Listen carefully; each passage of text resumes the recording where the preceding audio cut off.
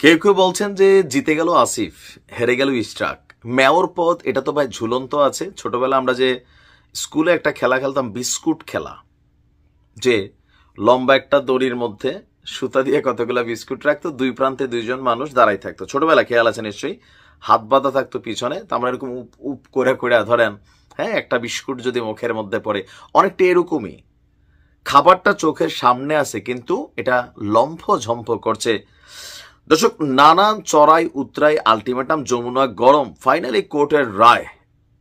কিন্তু রায় প্রকাশিত হবার আজকে কয়দিন হয়ে গেছে, এবং কি যে একটা আইন আছে একজন মেয়রের শপথ নেওয়ার জন্য, সেই আইনেরও সর্বশেষ দিনটা আজকে শেষ হয়ে গেছে। আবার গত 13 দিন যাবত আমাদের উপদেষ্টা আসিফ মাহমুদ, এই যে কি বলে যে সিটি কর্পোরেশন অফিস করার যে ইস্যুটা ছিল, ওই ভেজালটাও শেষ। রাস্তা আপনারা আটকায় বসে থাকতে পারেন, আসিফের কিচ্ছু যাবে আসবে না। কারণ আসিফ তার পুরান অফিস, যেটা মানে সচিবালয়ে যে অফিসটা ছিল, সেইখানে আবার যাচ্ছে। এখন ডিএনসিসিতে বৈশা বৈশা আপনারা পানি খেতে পারেন। মানে পরিস্থিতি অনেকটা এরকমই। বিএনপি নেতা ইশরাক হোসেনকে ঢাকা দক্ষিণ সিটি কর্পোরেশনের মেয়র ঘোষণা করে গ্যাজেট প্রকাশিত হয়েছিল প্রথম ধাপে 27 এপ্রিল। গ্যাজেট প্রকাশের 30 দিনের মধ্যে শপথ পড়ানোর একটা আইনি বাধ্যবাধকতা আছে। কতদিনের মধ্যে? 30 দিনের মধ্যে। তো আজকে মঙ্গলবার সেই সময়টা শেষ হয়ে গেলেও শপথ পড়ানোর দায়িত্বে যারা আছেন, স্থানীয় সরকার, পল্লী উন্নয়ন এবং সমবায় মন্ত্রণালয়, তাদের আওতাধীন এই ইস্যুটা তারা চুপ। আর এই সেক্টরটার বসকে উপদেষ্টা আসিফ। মন্ত্রণালয় দাবি করছে আইনি জটিলতা থাকায় মেয়রের শপথ আয়োজন করা হচ্ছে না।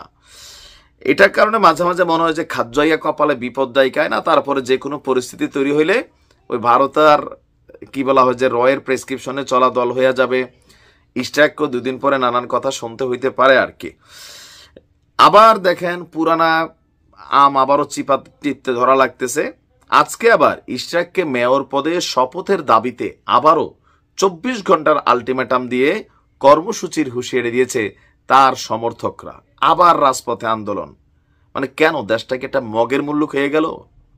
দুইবার আদালতের আপিল বিভাগের রায় আসলো, প্রথম ধাপে রায় আসলো, নির্বাচন কমিশন কর্তৃক গ্যাজেট প্রকাশিত হলো। স্থানীয় সরকার কেন শপথের আয়োজন করছেন আসিফ? এটা ইগোর যুদ্ধ চলছে। এমনকি তার দল এনসিপি ডক্টর ইউনূসের কাছে গিয়ে বইলা আসছে, আপনি এটা সিস্টেম বাদ দেন, নির্বাচন সব অবৈধ ঘোষণা করে দেন।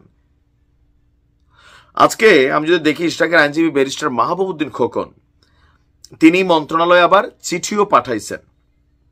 ইশরাক সমর্থকদের কারণে 13 দিনেও নগর ভবনের অচল অবস্থা কাটে নাই। এমনকি নগর ভবন থেকে যেখানে তারা আয়োজন করে বসে আছে, এটার আয়োজনের মেইন কারণটা কি?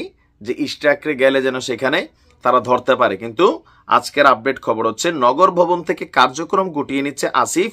তার যে স্থানীয় সরকার, পল্লী উন্নয়ন এবং সমবায় মন্ত্রণালয় দ্রুতই এই মন্ত্রণালয়ে সচিবালয়ে স্থানান্তর হবে বলে জানিয়েছে আপনার স্থানীয় সরকার বিভাগের সচিব রেজাউল মাকসুদ জাহেদি। তো তিনি বলছেন সমকালের প্রতিবেদনে যে ইশরাক হোসেনের শপথ পড়ানোর বিষয়ে স্থানীয় সরকার বিভাগ হাইকোর্টের রিট খারিজের পরেই সার্বিক প্রস্তুতি নিয়েছিল। গত রোববার মেয়রের শপথ নিতে হাইকোর্টে রিট করেছিলেন ব্যারিস্টার মাহবুবউদ্দিন খোকন। রিট খারিজের আদেশের বিরুদ্ধে চেম্বার আদালতে ওই যে আবার একজন নাগরিক, সে নাকি লিভ টু আপিল দাখিল করেছে। তো যেহেতু এখন এটা আবার লিভ টু আপিলে গেছে, সেই জন্য এটা বিচারাধীন। এখন মঙ্গলবার গ্যাজেট অনুযায়ী শপথ পড়ানোর শেষ সময় হলেও আদালতের নির্দেশনা অনুযায়ী আমরা পরবর্তী ব্যবস্থা নেব। তো এখন সচিবালয়ের অফিস ঠিকঠাক হচ্ছে, আগামী 2-1 দিনের মধ্যে সেখানে আসিফ গিয়ে অফিস করবে। আর এই মেয়র পদে শপথ চেয়ে স্থানীয় সরকার, পল্লী উন্নয়ন সমবায় মন্ত্রণালয়কে গতকালকে আবার চিঠি দিছে ব্যারিস্টার মাহবুবউদ্দিন খোকন। আর গত 17 মে থেকে আন্দোলন চলল। কি মনে করেন, ইশরাক কি আসলে মেয়র পদ পাবে? আসিফের সাথে পাঙ্গা নিছে, বিষয়টা তো এরকমই মনে হচ্ছে। নাহলে একটা সিস্টেমে একজন মানুষ মেয়র হইয়া ক্ষমতা এনজয় করতেছেন ডক্টর শাহাদাত, আর ইশরাকেরটার ভিতরে এসা কেন এগুলা করা হচ্ছে? আবার বিএনপি রাজপথে নামবে, আবার মাঠ গরম করবে, আবার যমুনা ঘেরাও করবে, আবার গিয়ে এটা করবে, পুলিশ কি নামবে, জলকামান, ঠান্ডা ডান্ডা।